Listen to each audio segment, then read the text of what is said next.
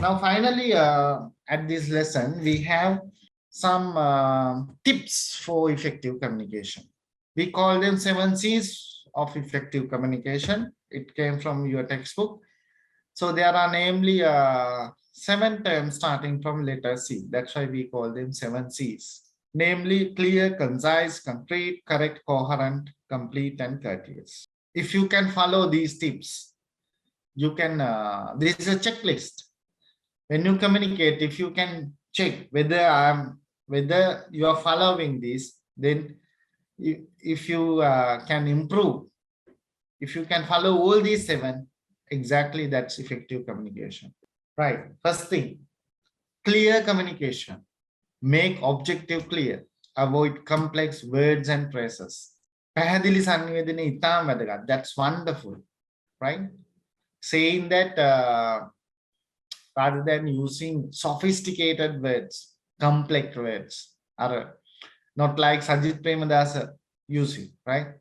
So knowing English is one thing, but telling something in a clear way is another thing. That's what you need to do communication, right? Especially I have worked with American people when I was in second year in my undergrad time. So I work for USA, United States International Agency for Development.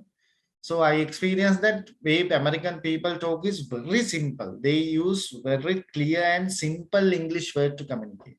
Not like Sri Lankans and Indians. අපේ ලංකාවේ නම් මොන හරි වචන ටිකක් හොයාගෙන ඒකෙන්ම දෙනවා. එතකොට අන්තිමට මෙලෝදියක් තේරෙන්නේ නැති එක නෙමෙයි. So tell it in a simple way. Use clear words. Avoid complex words and phrases. ඉංග්‍රීසි භාෂාවේ තියෙනවා මේ ඕන තරම් වචන. But for the clear communication, use simple words. Make objective clear. පැහැදිලිව දෙයක් කිව්වනම් ඉතාම වැදගත්. Right? How it is useful for you? Make a කොහොමද ඕනේ? Then saying that the ship we received is the last ship we are getting under the Indian credit line. That's clear communication. අපිට අන්තිමට ආපු නැව ඊයේ. ඒක තමයි අන්තිම නැව ඩීසල්. ආයි නැව් නැත. That's clear communication. අපිට petrol diesel තියෙන්නේ දවස් දෙකකට විතරයි. That's clear communication. I'm not saying that's really good thing to saying that it was a crisis made by them, but that clear communication is very much important. Then අපිට කලින්ම කියලා තිබ්බනම් yes, we are now in a crisis. Now we have less foreign deficit, foreign reserves. Then you should now you should start cultivating and all. You should save money. There will be a crisis, and this is how you have to manage fuel and everything. Make අවුරුදු ගානකට කලින් කියලා මේක practice කරා නම් we are not in a crisis today because there wasn't clear communication. And also concise communication. Keep it clear and to the point. Avoid filler words and sentences. So I'll go back to the first one. Then clear communication කියද්දි දැන් ළමයි call ගත්තාම කියනවා sir මම first year science එකේ ළමයි කතා කරන්නේ. How many students in your group? Applied science කී දෙනෙක් ඉන්නවා? 300? Now here 200. I think there should be around 300. 348. එතකොට science එකේ ළමෙක් කියන්නේ 348න් එකක සම්භාවිතාවක් තියෙනවා. Right? How many students? 348. And you are not saying your name. That's not clear communication. ඒ කියලා තව මොනවා හරි ගොඩාක් ಜಾති කියන. Right? 2 days before one student phoned me, 4th year student. Sir, මම 4th year ළමෙක් කතා කරන්නේ කියලා මුළු රටේ ආර්ථික අර්බුදය ගැනම කිව්වා. සහ එයාගේ පවුලේ අර්බුද ටිකක්. So I said, what you want? Sir, මට thesis එක submit කරන්න බැරි වුණා. That's what you need to tell at the beginning. මුලින්ම කියන්න ඕනේ. Let's say I'm under, then I'm 4th year management. Sir, මට thesis එක submit කරන්න බැරි වුණා. Then I should ask, what was the reason? මම හේතු ඇහුවොත් විතරයි ඒක වැදගත් වෙන්නේ අර හේතු ටික. Right? So clear, please use clear communication. අපි කියන්නේ වත්තවට යනවා කියලා. ඔයගොල්ලෝ කෝල් කරද්දි කොහොමවත් වත්තවට යනවා, හොස්ටල් වටේ යනවා, මල් පඳුරු වටේ යනවා. නමුත් මම කියන්නේ without saying the point, without making it clear to the point, you use lot of filler sentences, right? ඒ ඕන දේ කියන්නේ නැතුව වෙන වැල් වට අරන් කියනවා. That's concise communication. That's not concise. If you can avoid filler words, sentences, if you're making to the point, that's concise communication. What is concrete communication means be specific, not vague. Use facts and figures to support your message. As I said, now if you are receiving 45 metric tons of diesel, then tell it clearly, yes, we are getting only the diesel, 45,000 metric tons. That's concrete message because you are using facts and figures to support your message. අපිට අවශ්‍ය data තොරතුරු තියෙනවා නම් ඒවත් එක්ක හැමතිස්සෙම කියන්න. Right? That's concrete communication. And these facts and figures should be correct.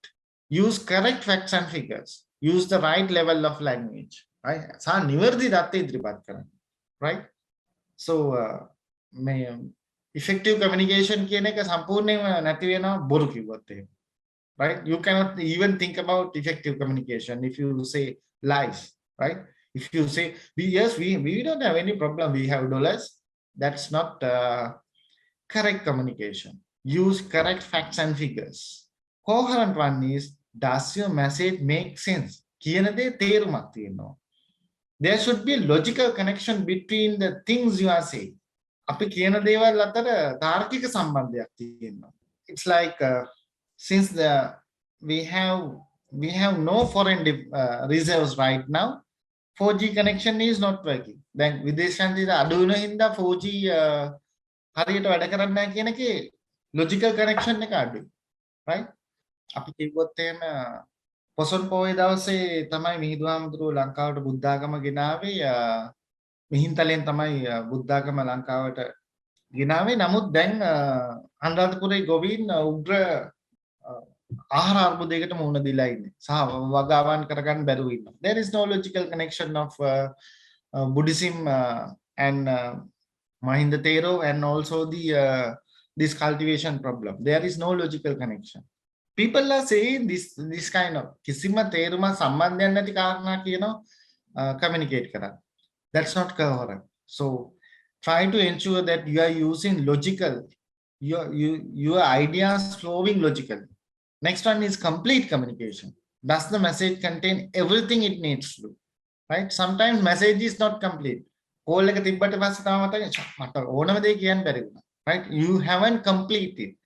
Try to include everything you need into your communication. And final one is courteous. Being polite builds goodwill, ensure message is tactful. Right? Try to be polite always. It builds goodwill between people. Right? So if you can follow clear, concise, concrete, correct, coherent, complete, courteous, these tips, then your communication will be effective. Right? So those are the 7 C's of effective communication. So this is a checklist. So when you send an email, when you talk to someone, when you write something in Facebook even, when you address a gathering, you can go through this one. Whether I am communicating clearly, is my message is a concise one, concrete one, and a correct one? Are you really coherent in communication? Is my message is a complete one? And are you really courteous in communication?